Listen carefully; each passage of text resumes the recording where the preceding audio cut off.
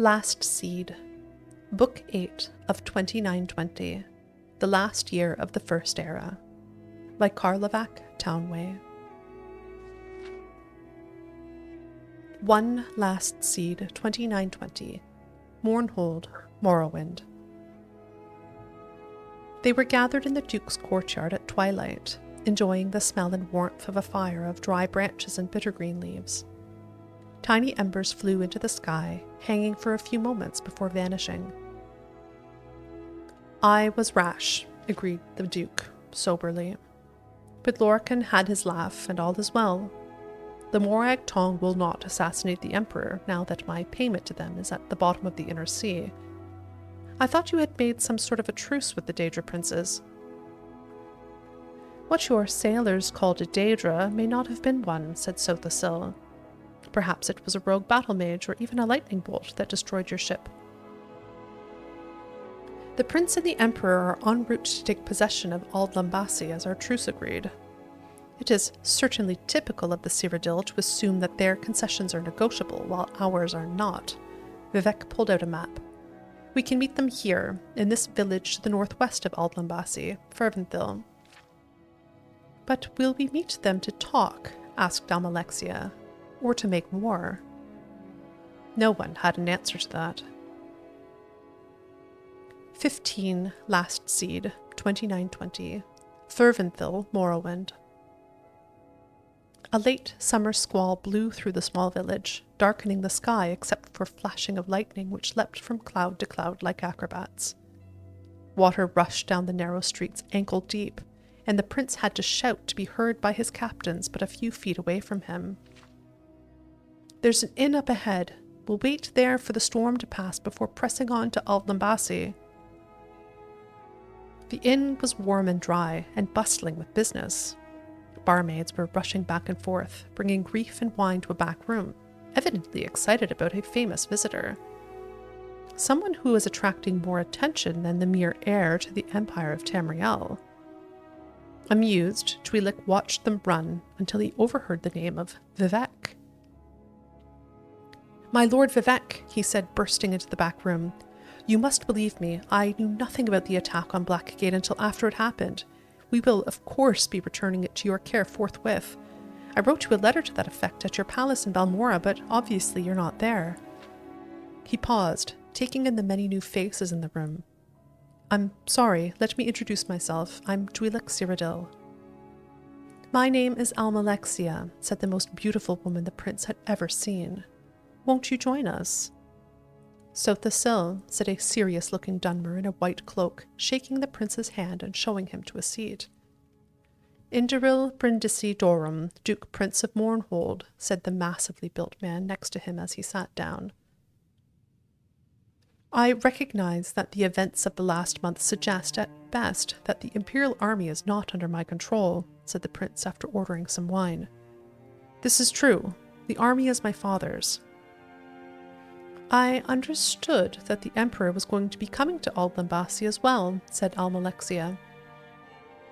"Officially, he is," said the prince cautiously. "Unofficially, he's still back in the Imperial City. He's met with an unfortunate accident." Vivek glanced at the Duke quickly before looking at the prince. "An accident?" "He's fine," said the prince quickly. "He'll live, but it looks like he'll lose an eye. It was an altercation that has nothing to do with the war. The only good news is that while he recovers, I have the use of his seal.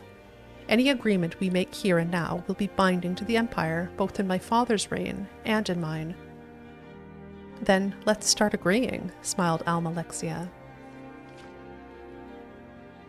16 Last Seed, 2920, Rothnaga, Cyrodiil.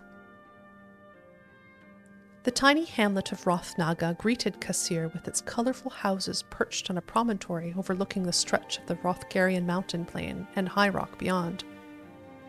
Had he been in a better mood, the sight would have been breathtaking. As it was, he could only think that in practical terms a small village like this would have meager provisions for himself and his horse. He rode down into the main square, where an inn called the Eagle's Cry stood. Directing the stable boy to house and feed his horse, Kassir walked into the inn and was surprised by its ambiance. A minstrel he had heard play once in Gilderdale was performing a jaunty old tune to the clapping of the mountain men. Such forced merriment was not what Kassir wanted at that moment. A glum Dunmer woman was seated at the only table far from the noise, so he took his drink there and sat down without invitation. It was only when he did so that he noticed that she was holding a newborn baby. "I've just come from Morrowind," he said rather awkwardly, lowering his voice. "I've been fighting for Vivek and the Duke of Mournhold against the Imperial army. A traitor to my people, I guess you'd call me." "I am also a traitor to my people," said the woman, holding up her hand, which was scarred with a branded symbol. "It means that I can never go back to my homeland." "Well, you're not thinking of staying here, are you?" laughed Kassir. "It's certainly quaint, but come wintertide, there's going to be snow up to your eyelashes. It's no place for a new baby. What is her name?" "Bosriel. It means beauty of the forest." "Where are you going?" "Twinin, on the bay in High Rock. You're welcome to join me. I could use the company." He held out his hand. "Kassir Whitley." "Turala," said the woman after a pause. She was going to use her family's name first, as is tradition, but she realized that it was no longer her name. "I would love to accompany you. Thank you." 19. Last Seed, 2920. Ald Lambasi, Morrowind. 5 men and 2 women stood in the silence of the great room of the castle. The only sound the scrawl of quill on parchment and the gentle tapping of rain on the large picture window. As the prince set the seal of Cyrodiil on the document, the peace was made official. The Duke of Mournhold broke out in a roar of delight, ordering wine brought in to commemorate the end of 80 years of war. Only Sothasil stood apart from the group. His face betrayed no emotion. Those who knew him best knew he did not believe in endings or beginnings, but in the continuous cycle of which this was but a small part. "My prince," said the castle steward, unhappy at breaking the celebration, "there is a messenger here from your mother, the Empress. He asked to see your father, but as he did not arrive..." Duilik excused himself and went to speak with the messenger. "The Empress does not live in the Imperial City?" asked Vivek. "No," said Almalexia, shaking her head sadly. "Her husband has imprisoned her in Blackmarsh, fearing that she was plotting a revolution against him. She is extremely wealthy and has powerful allies in the Western Clovian estates, so he could not marry another or have her executed. They've been at an impasse for the last 17 years since Duilik was a child." The prince returned a few minutes later. His face betrayed his anxiety, though he took troubles to hide it. "My mother needs me," he said simply. "I'm afraid I must leave at once. If I may have a copy of the treaty, I will bring it with me to show the Empress the good we have done today, and then I will carry it on to the Imperial City so that it may be made official." Prince Duilik left with the fond farewells of the 3 of Morrowind. As they watched him ride out into the rain-swept night south towards Blackmarsh, Vivek said, "Tamriel will be much healed when he has the throne." 31. Last Seed, 2920. Dorza Pass, Blackmarsh. The moon was rising over the desolate quarry, steaming with swamp gas from a particularly hot summer, as the prince and his 2 guard escort rode out of the forest. The massive piles of earth and dung had been piled high in antiquity by some primitive, long-dead tribe of Blackmarsh, hoping to keep out some evil from the north. Evidently, the evil had broken through at Dorza Pass, the large crack in the sad, lonely rampart that stretched for miles. The black, twisted trees that grew on the barrier cast strange shadows down, like a net tangling. The prince's mind was on his mother's cryptic letter, hinting at the threat of an invasion. He could not, of course, tell the Dunmer about it, at the very least until he knew more and had notified his father. After all, the letter was meant for him. It was its urgent tone that made him decide to go directly to Gideon. The Empress had also warned him about a band of former slaves who attacked caravans going into Dorsa Pass. She advised him to be certain to make his imperial shield visible so they would know he was not one of the hated Dunmer slavers. Upon riding into the tall weeds that flooded through the pass like a noxious river, the prince ordered that his shield be displayed.